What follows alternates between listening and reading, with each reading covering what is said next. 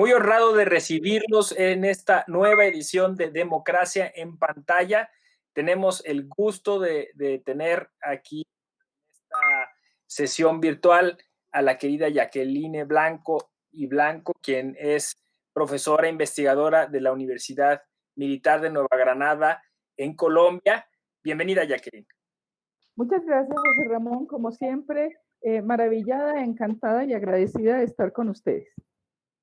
Y bueno, pues hoy toca el turno a una cinta, a un largometraje que se convirtió rápidamente en un clásico. Me refiero a Joker, en nuestro contexto latinoamericano, el Guasón, que bueno, pues es un personaje controversial, nunca un villano o un coestelar, ¿no?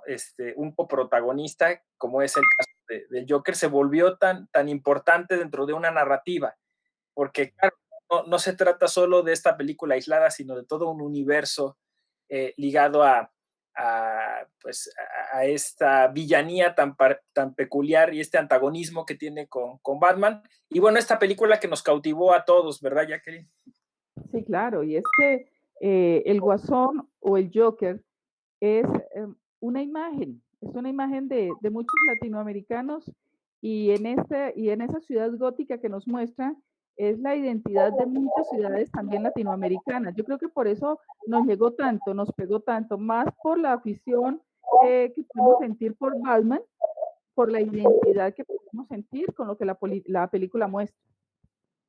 Sí, creo que ese fue un gran atino, ¿no? Del director, incluso al grado de que hubo sectores sobre todo en Estados Unidos, ¿no? De la opinión pública que consideró que era una especie de apología del crimen, ¿no? Y que exaltaba estas cuestiones que tenían que ver con la posible, pues, nacer de la resistencia civil, o sea, se le ligó a muchas cosas, incluso se intentó bloquear y prohibir en algunos cines, sobre todo además porque, bueno, en Estados Unidos tienen este problema de armas y pensaban que pues esto iba a dar lugar a una revuelta, como en el caso de la película de Nolan, ¿no? Donde efectivamente hubo una masacre a partir de la visión de Batman. Pero bueno, como dices tú, esto nos conectó a los latinoamericanos porque vemos una ciudad gótica más cercana a nuestros estados, ¿no? O sea, decir, una crisis de los derechos sociales, o un político que es un empresario, que curioso, ¿no? Un empresario que se hace político y busca hacerse alcalde de la ciudad. Vemos a un Thomas Wayne distinto a los de la otra narrativa, y aquí parece el villano, ¿no? Y el Guasón en algunos momentos toma como un cierto tipo de liderazgo muy peculiar, que es lo que no le gustó quizá a algunos, ¿no? Sí, yo creo que la cinta ha humanizado, la cinta se humanizó, mejor dicho. Y lo que antes veíamos como unas figuras en principio caricatura, pues en mi época cuando era niña y veíamos los super amigos y ya teníamos toda la imagen de lo que era la ciudad gótica, caótica por demás, pero en esta película la hemos visto humanizada, aterrizada.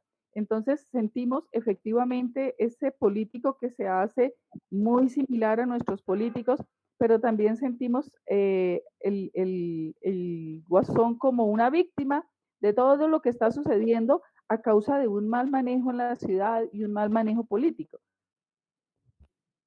Sí, esa es la cuestión, ¿no? O sea, ¿qué tanto el entorno social genera a estos delincuentes? Creo que ese es el tema dentro de nuestro contexto político latinoamericano, ¿no? O sea, ¿qué tanto, digamos, estas fallas, esta corrupción, ¿no? que vivimos, de alguna forma termina por eh, orillar a estos personajes a cometer estos actos? Alguien diría, nunca se justifican, obviamente, pero más bien estamos tratando de encontrar una explicación sociológica, ¿no? Me imagino, o sea, es decir, ¿qué pasa con ese muchacho que pues sí quería estudiar, pero los servicios educativos de nuestro país no se lo permiten, le quedan lejos, es de difícil acceso, no tiene recursos económicos, terminará integrándose quizá a un grupo de criminal o de narcotraficantes, ¿no? Y entonces, ¿qué tanto culpa el sistema? ¿Qué tanto es que estas personas pues no tienen otra opción? Yo, yo oriento la cátedra de teoría del Estado y coincidió con que la presentación de la película estaba al final ya del semestre. Eso fue el año pasado. Y entonces les dije a los muchachos, vamos a ir todos a ver la película. Cada uno por su cuenta va a ir a ver la película y vamos a hacer un ensayo. El título del ensayo es El Estado crea sus propios monstruos.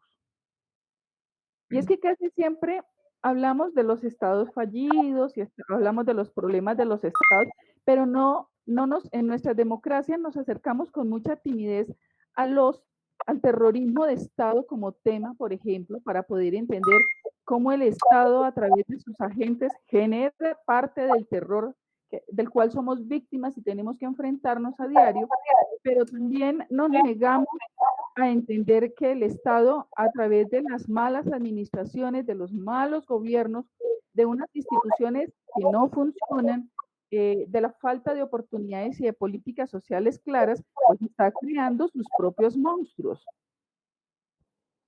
Sí, así es, ¿no? De hecho, bueno, hay una emblemática frase, ¿no? Que es que cada sociedad tiene el gobierno que se merece, ¿no? Porque de alguna forma nuestra apatía y nuestra falta de participación política pues nos lleva a que estos personajes, como es el caso de Thomas Wayne, que pues está más impulsado por intereses particulares que por satisfacer a un gran sector que se siente eso, como vemos en la película, constantemente vemos basura en las calles, vemos que no hay atención y cuidado, ¿no? En la ciudad, y luego esta falta de acceso a la seguridad social, ¿no? El propio Guasón, bueno, Arthur Fleck, es informado de que ya no va a recibir la medicina que recibía, que ya no va a recibir la consulta que lo hacía mantenerse cuerdo y tranquilo, ¿no? Y cómo esto, de alguna forma, se vuelve solo un discurso dentro de las campañas políticas. Creo que eso es lo que la película muestra entre líneas. Sí, nosotros tuvimos un candidato a la presidencia que fue Carlos Gaviria. Y para mí ha sido uno de los grandes legisladores de este país, grandes doctrinantes de este país, un gran liberal además. Y Carlos Gaviria hablaba del analfabetismo funcional. Decía, el problema de América Latina es que le hemos enseñado a los niños a escribir y a leer, pero no a entender. Entonces, cuando la juventud no entiende, pues la adultez tampoco entiende, y ahí es donde está la falla al momento de elegir porque saben leer y saben escribir, pero no saben entender ni leer su realidad entre líneas o el contexto. Y los políticos hacen lo que quieren de estas, son como presas fáciles para los políticos. Entonces, lo que hace el político es prometer, prometer, prometer. Cada que llega una campaña, entonces, a comprar votos, a buscar la manera de generar una dependencia para que estas personas siempre voten por ellos. Entonces, eh, el desempleo, la falta de oportunidades, los lleva a escoger a los mismos de siempre, con las mismas promesas de siempre, que generalmente incumplen. Porque si estos políticos cumplieran, pues ya no tendrían el gancho para estar prometiendo. En una ocasión, en una de mis clases, hice una actividad solo por probar a los muchachos y les hice un planteamiento político a nivel nacional. Estábamos en periodo de campaña. Entonces les muestro los programas de gobierno de algunos candidatos y les hago un análisis general. Y les digo, yo me voy a sumar como candidato a la presidencia. ¿Quién vota por mí? Entonces los muchachos han levantado la mano y dije, bueno, definitivamente gané. Pero les advierto algo, yo no puedo dar puestos porque yo no tengo congreso y les explico el proceso. Ahora, ¿quién vota por mí? Votaron dos muchachos por mí. Entonces el problema no es pensar en la construcción de un Estado y una nación a largo plazo con la solución de problemas, sino solucionar el almuerzo de hoy. Esa es la problemática en América Latina. El hoy, no la proyección a 30 o 50 años, que es como se mueven los fenómenos sociales. Sí, un poco, tienes toda la razón. Este presentismo, ¿no? Que insisto, no es gratuito, ¿no? O sea, no es que las personas digan, pues tengo que ponerme a pensar en mi futuro, sino es porque no tienen más opciones, ¿no? O sea, tienen que pensar en el día de hoy, cómo harán para comer, cómo harán para resolver sus problemas, para huir de la violencia. Y por lo que dices entonces, si entiendo, Jackie, eh, esta película es material invaluable para la didáctica y la pedagogía jurídica, pues sobre todo de eso, de estudiantes jóvenes de derecho que se empiezan a conectar con estos temas, que empiezan a interesarse por estos temas tan trascendentes como es el Estado de Derecho, o bueno, o conceptos más complejos como el estado de excepción permanente, o este principio, o esta crisis en el principio de representación, e incluso temas que la película propone como la intervención de los medios de comunicación, ¿no? El papel que juega De Niro es fundamental, o sea, vemos una sociedad que está completamente alienada a partir de esta posverdad, ¿no? O sea, este presentador televisivo les va construyendo una realidad y tan es así que el propio Guasón o Arthur Fleck pues está sumamente conectado con este personaje al grado de que pues se atreve a ir a su programa, ¿no? A confrontarlo de alguna forma, ¿no?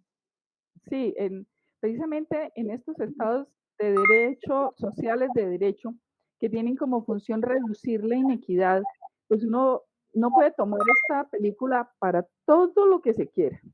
El papel de los medios de comunicación y de Murray Franklin precisamente es detonante junto con el papel de Penny Fleck.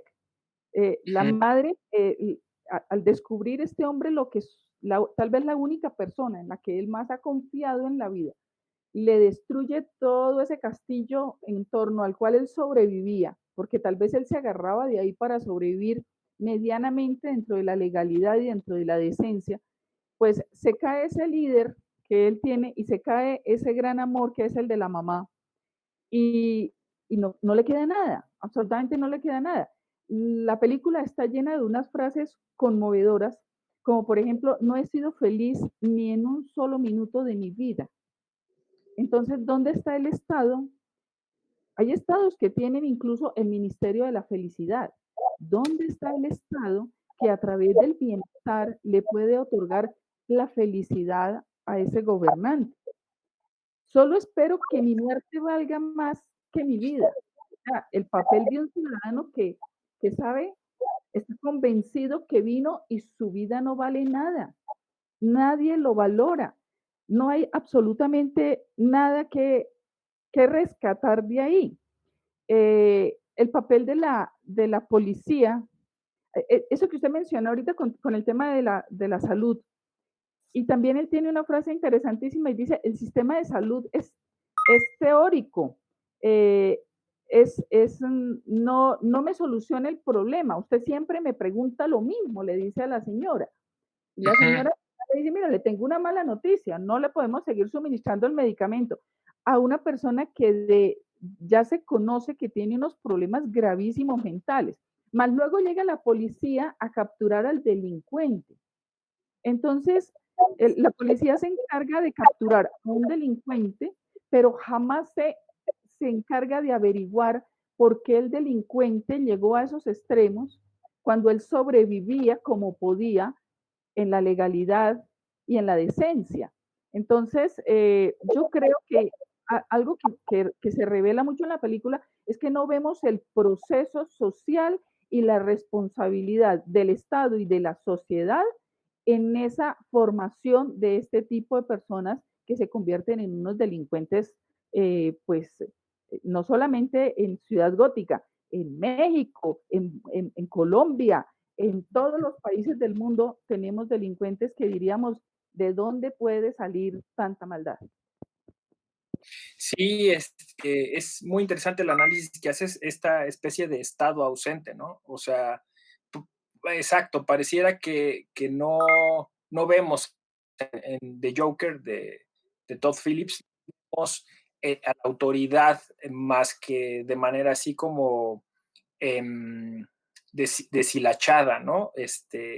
La vemos así por bloques, apareciendo casi como fantasmagóricamente en el papel, bueno, como dices tú, de la policía en su momento, lo vemos en el papel de la psiquiatra o la doctora que lo atiende, en el papel de las autoridades que están en Arkham, en el manicomio, cuando él viene a pedir su expediente, que eso también es muy interesante a nivel jurídico, este acceso a la información, ¿no? O sea, que supuestamente hoy estamos teniendo como uno de los derechos de última generación y que pues vemos que ahí se administra de forma peculiar, él tiene que incluso robar el expediente.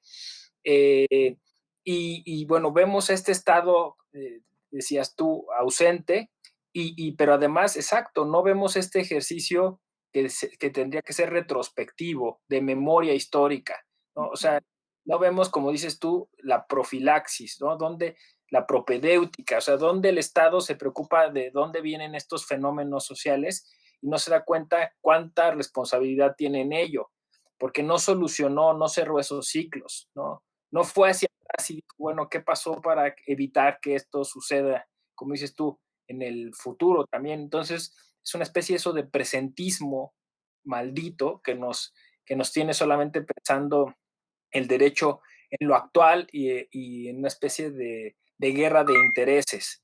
Y no vemos hacia atrás esa memoria histórica, no vemos a futuro cómo se pueda solucionar. Y pues el único modo que yo encuentro un poco es la educación cívica, la ética, tú hablabas de la decencia, ¿no? O sea, es decir, eh, quizá hay un pequeño esbozo de eso cuando salen a las calles estos manifestantes, poco hartos del discurso y un poco empujados por Arthur Fleck y su acto, eh, su acto homicida, ¿no? En un programa de televisión y cómo lo nombran su líder, su rey, ¿no?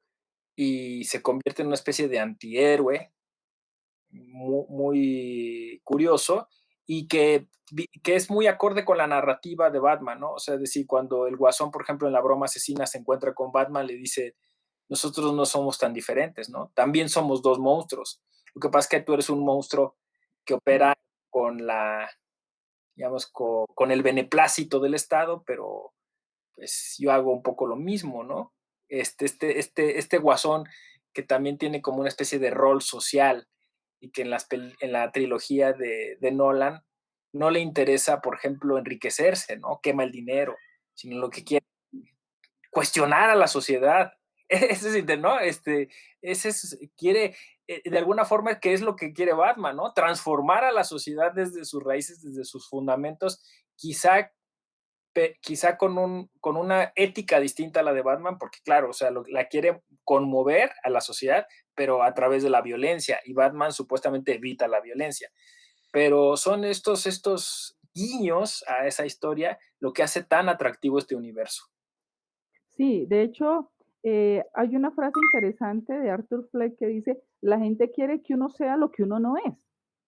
Entonces, los dos extremos, tanto Batman como el Guasón, están jugando un rol en la sociedad. Eh, Batman, ¿realmente Batman está haciendo el bien o está haciendo lo que los demás quieren que haga? ¿Y el Guasón está haciendo el mal o está actuando para reclamar lo que él merece y lo que podría él esperar del Estado y de la sociedad? Es complejo. Yo en este momento estoy haciendo un trabajo sobre violencia sexual en el marco del conflicto en Colombia y, y yo siempre encuentro cuántas mujeres fueron abusadas, de qué manera fueron abusadas. Es decir, y toda la normatividad internacional, la Corte Penal Internacional que ha dicho el Estatuto de Roma, en fin, todo esto. Pero ¿Por qué los hombres agreden a las mujeres? No sabemos. No, es que son machistas. No, eso no es cierto. No es cierto, porque el machismo no me lleva necesariamente a cometer un acto, José Ramón, tan salvaje como un empalamiento y a dejar sobreviviendo a la víctima para que la víctima recuerde siempre la guerra cada vez que tenga que revisar su cuerpo y encuentre que sus genitales están destrozados. ¿Qué es lo que hace que esas mentes se vuelvan así? Eso no lo hemos determinado. Hay un concepto que a mí me gusta mucho de Alan Norrie, dice, la pobreza tiene que sobrevivir para que sobreviva el derecho penal, porque entonces es de ahí donde se agarran todos estos delincuentes para poder llegar a ese mundo de delincuencia y el derecho penal entonces debe caer ahí. Este es un círculo muy grande. Y si uno revisa quiénes han manejado en nuestros estados, pues son unas oligarquías, unas familias que desde que empiezan nuestros estados con autonomía, son los que siempre la han venido manejando desde su perspectiva. Los demás, que somos mayoría, hemos sido pacientes frente a ese tema. Yo conservo la esperanza de que el pueblo algún día se eduque y creo que en este tiempo de pandemia hemos visto la necesidad de la educación y la falta de estímulo a la ciencia, a la tecnología y a la educación, porque no hay ni siquiera suficientes manos para poder producir, manos y mentes para poder producir una vacuna, suficientes laboratorios, suficientes bases químicas, instrumentales, lo que sea. Y lo que vemos es que nuestros gobernantes siempre nos han quitado la posibilidad de pensar, de analizar, de comprender este entorno. Y cuando nos muestran la realidad con esta pedagogía tan grande como lo representa esta película, pues yo creo que esto tiene que calarle a toda América y es ahí donde tenemos que empezar a pensar cuándo vamos a cambiar, pero no a través de un líder como el que está mencionando, porque en efecto llama la atención que el pueblo tiene una sed de liderazgo que se acogen a un loco, que se acogen a un asesino.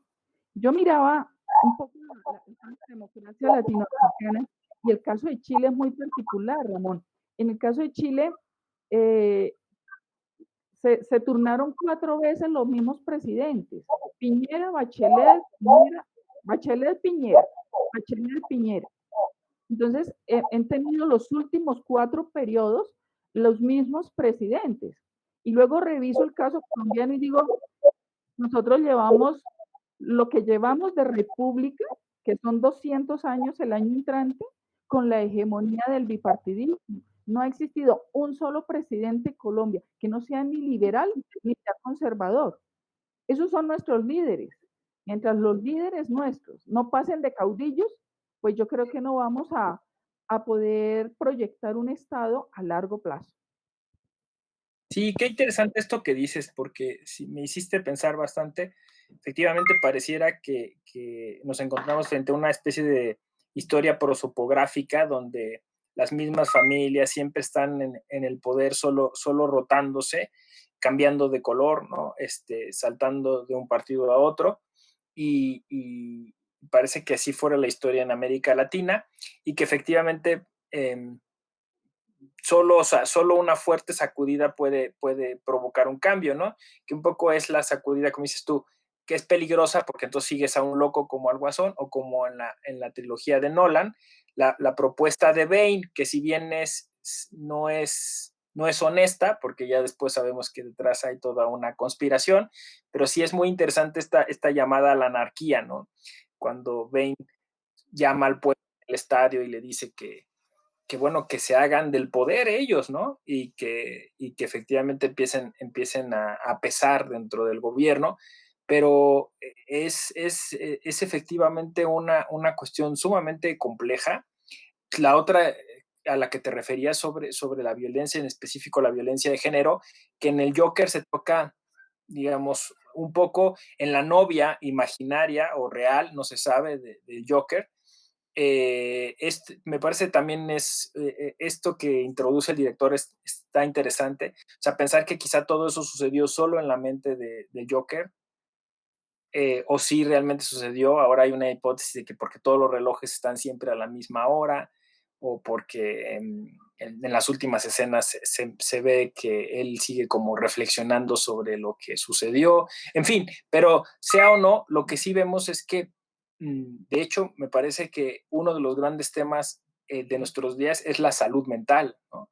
O sea, no solo el derecho a la salud, sino un derecho a la salud mental y cómo la psicología juega un papel fundamental en todos estos fenómenos, ¿no? En el fenómeno mediático, en el fenómeno electoral, dentro de la comunicación política y las campañas, y dentro de nosotros mismos, porque toda esta alteración social es parte de la psicología social no abordada, no asumida por el Estado, de todo este descontento que se da y que, como bien dices, con la pandemia me parece se acrecentó. O sea, es decir, hoy tenemos gente todavía un poco más violenta, ¿no? Más susceptible, con menos tolerante, ¿no? Y eso tendría que estar ahora las instituciones, el Estado, nosotros, los profesores de derecho, discutiéndolo, porque es como dijiste tú al inicio un poco una especie de bomba de tiempo, creo que usaste ese término, ¿no? Es una bomba de tiempo y desgraciadamente es capital político, o sea, es decir, quien lo sabe administrar, pues es los famosos populismos, ¿no?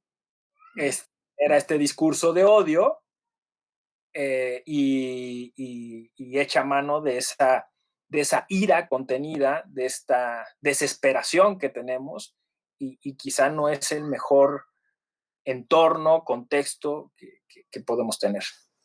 Sí, yo en alguna ocasión que pude hablar con una persona que ideológicamente me parecía muy interesante en la política, yo le decía, Colombia ya no necesita más programas de planificación familiar ni de no consumo de drogas. Estamos llenos de eso. No prende la televisión, no consumas drogas, no planifica, ¿no?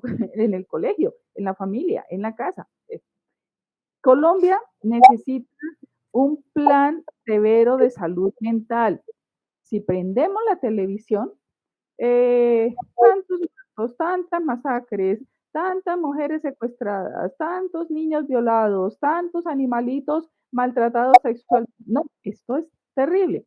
El bombardeo de los medios de comunicación a nuestra salud mental nos tiene locos. Entonces, yo creo que ya podemos declarar en Colombia que nosotros necesitamos unos planes urgentes de salud mental, porque si no vamos a tener, y de hecho ya tenemos, muchos guasón, los tenemos. Y otro caso que le quería comentar es la presencia de ese político añejo, un tanto aprendido, por no decir como dicen, como decimos aquí, resabiado, eh, Thomas Wayne, que si uno revisa un poco más el contexto de lo que es Ciudad Gótica, pues a quién le debe el pingüino su actitud delincuencial también. Y a quién le debe el doctor Frío su actitud delincuencial también. Entonces, es un generador, desde la política, es un psique generador de formas de violencias. Sí, sí, exacto. O sea, digamos, la mala política, ¿no? Es generadora de violencia. Y es un tema que no se toca desde el derecho, quizás se toca, como decíamos, desde la sociología o desde otro tipo de enfoque o análisis, pero lo que básicamente tú has dicho es que el derecho es un paliativo. O sea, cuando dijiste esto del derecho penal, cuando dices esto del derecho político, el derecho electoral, o sea, en realidad no, o de los derechos sociales, la idea esta es un poco kafkiana, ¿no? O sea, no es materializar derechos, no es hacer que la gente sea feliz, no, parece que el asunto del Estado contemporáneo es simplemente como administrar esta esperanza, esta violencia, este miedo y mantenernos con la expectativa, pero no generarnos ese bienestar. O sea, se constituye como una especie de paliativo y es terrible que el derecho penal, pues efectivamente sea un contexto nada más como de administración de esta criminalidad, ¿no? No es un planteamiento de, como decías tú, propedéutico para solucionar los problemas, nada más es como para mantener los contenidos o a raya, no sé. Un paliativo, el derecho es un paliativo, lo diría yo. Hay un libro de una chilena llamada Alicia Mijares y se titula Democracias Feministas. De pronto, los laditos puede venir al caso. Y ella dice, si las democracias son las sumas de nuestras sociedades, las democracias que tenemos son las sumas de nuestras sociedades, pues necesitamos urgentemente es cambiar la sociedad para que la democracia cambie, porque tenemos una sociedad eh, que es analfabeta, una sociedad inculta, una sociedad agresiva, una sociedad llena de rencores. Entonces tenemos que sanar la sociedad para poder plantear una nueva y mejor democracia. Ujú. Sí, exacto, exacto. Y creo que eso nos lleva como a estos conceptos muy latinoamericanos de la justicia terapéutica, ¿no? O sea, de apostar hacia una cultura de la paz, aunque entiendo en Colombia se ha desvirtuado un poco, pero me parece una buena iniciativa. O sea, plantear las cosas no desde la violencia que la propia ley genera, ¿no? O sea, acata la norma, obedece el derecho, sino más bien ponte de acuerdo, logra el diálogo, trata de mediar. Creo que un poco sería es el camino, ¿no? Sí, Eh, en los temas de transformación social, Ramón, yo creo que nuestros nietos, si empezáramos hoy, nuestros nietos podrían ver un avance en transformación social, porque la percepción social se demora y en principio hay mucha desconfianza, absoluta desconfianza. Aquí hay una discusión enorme con relación a la justicia transicional, pero bueno, ¿y cómo lo hizo Ruanda? ¿Y cómo lo hizo Yugoslavia? Tiene que ser así, el Congo, tiene que ser así porque yo no puedo llegar a decirle a esa persona que le ha causado tanto mal a la sociedad, si usted se entrega, yo lo mato, lo descuartizo, le doy cárcel a la vida, también enterrar sus 3 próximas generaciones. Eso es lo que la sociedad quisiera. La sociedad quisiera que cayera todo el peso de la justicia sobre esa persona, pero si a esa persona se le dice eso, jamás va a cesar la violencia. Entonces, también la ley tiene que entrar en un proceso de mediación. Yo creo que esa palabra es muy acertada. De mediación en la que tengamos que aguantarnos un poco ese gran dolor sufrido para poder construir con el tiempo una posible paz. Y, y es que el derecho está hecho por unas personas que tienen una forma de ver la vida muy distinta. Si uno ve, por ejemplo, los blancos están haciendo el derecho para los indígenas, eso no tiene sentido. Entonces, lo que los indígenas puedan tener en su vida cultural para el blanco pasa a ser algo salvaje. Nada más ayer tenemos aquí una minga de indígenas que viene del suroccidente de Colombia, que son aproximadamente 5.000 indígenas, que le están diciendo al gobierno nos están matando. Y ellos vienen a eso, no los maten. Entonces pasa una señora del norte de Bogotá, el sector más gigante de la ciudad, y pasa una señora, baja el vidrio y le dice, váyanse de aquí, ustedes son unos ignorantes, son unos exagerados, son unas porquerías. En esos términos lo dijo. Entonces, si son esas perspectivas, racistas, digamos. total, y si son esas perspectivas las que están construyendo el futuro de estas comunidades, pues el derecho está construido por unos para que otros obedezcan, pero no es un proceso de concertación para que